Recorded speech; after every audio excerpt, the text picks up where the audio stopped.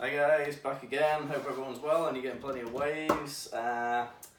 Into the next board. My second board just came through from Tommy Dalton at Lost Surfboards New Zealand, and it's the Lost Quiver Killer.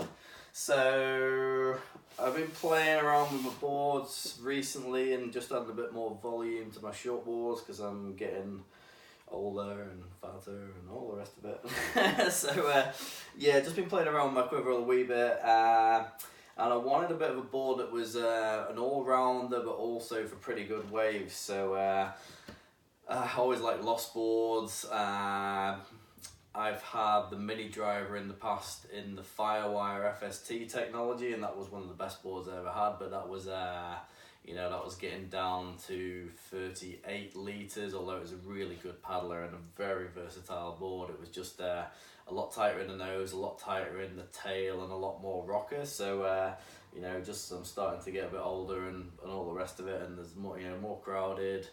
There's smaller waves here. We're in wetsuits. We're in thick wetsuits all the time, and yeah, this is basically just looked like a flatter Rockered, wider nose, wider tail, wider middle version of the same board that I could just pump a bit more volume into and get that stability and the maneuverability, and also probably some good bigger wave performance in the overhead range, and still paddle well and still keep that kind of rockety, you know, rockety hybrid kind of feel, because actually quite I like hybrid boards, and you know, I'm kind of short and fat, so the boards being a similar build is actually quite good for me. I like a board to max out at pretty much 6'4" for day-to-day conditions.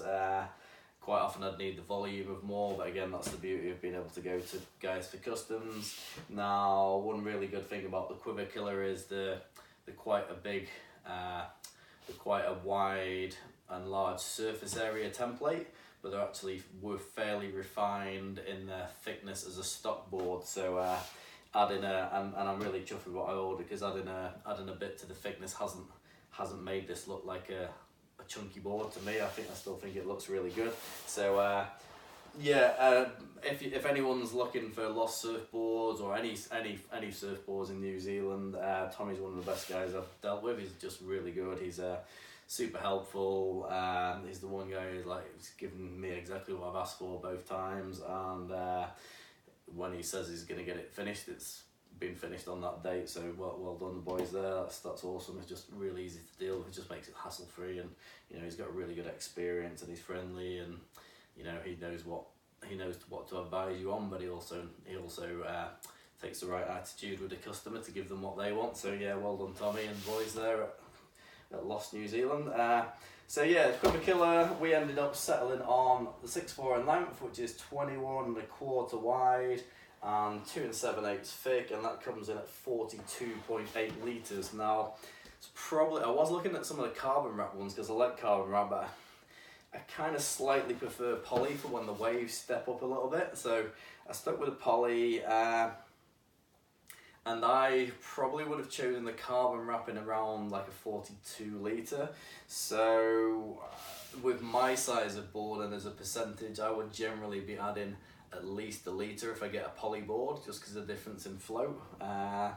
So yeah, just to give you guys an idea, if you're going for the difference between a poly and an epoxy, you might want to pop an extra litre, or maybe even a little bit more, depending on your size. You know, if you're riding a tiny board, half a litre is going to make a big difference to you. If you're riding a big board, you might need 1.5 litres. But that's pretty much what I do. I just chuck an extra litre, a litre and a half, possibly even 2 at a poly over what I think I'd be comfortable with in epoxy, because I'm kind of more used to epoxy than poly, really.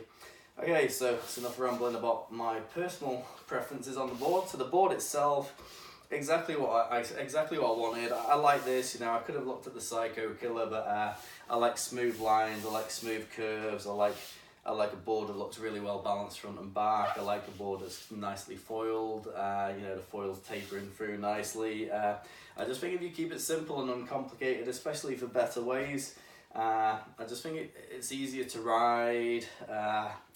More stable, more predictable. You know, if your foot's not quite over the back, it's not the end of the world. You know, I've ridden a few boards with like steps in the tail, wings and all this other stuff, and channels, and like, you know, if you're just an average surfer some of it can be great, but some of it can be more confusing than it's worth. You know, it's like I had the sci-fi, and it's just like, oh, you know, it's like sometimes it feels really good, and sometimes the magic's just not quite there. But I say after having the mini driver, I was totally confident in ordering this. So as you can see, it's not excessive rocker, but it's enough to do what it's trying to do. Really, it's going to go in smallish waves, and it's going to go in reasonably big waves. So yeah, if you have a look at the rocker there, there's a little bit in the nose. You know, it's a hybrid sized nose, and tail actually fins down quite nicely in this last part, and Tommy's got a super sharp. This is like, honestly, in the back end of this tail, this is the squarest, sharpest rail on any board I've ever had.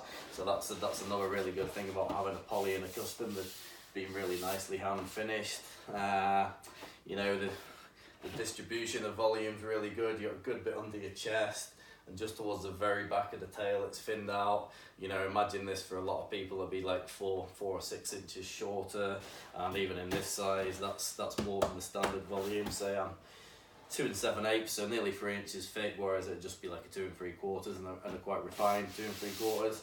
Everything's just smooth on it. I just really like it. Hey, it's just a really nice smooth board.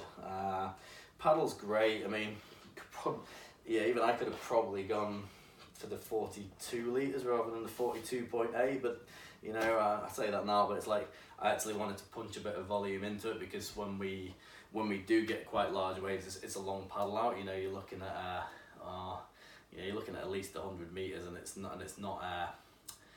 not always like shore breaky. It's not powerful, so you can get under it easy, but you have to keep going for a long time a lot of the time, and you can get strong offshores, and you're in your winter wetsuit, and it's like, you know, you need to get in early basically. So this is what this board's all about. It's all about riding a bit of everything, getting in early.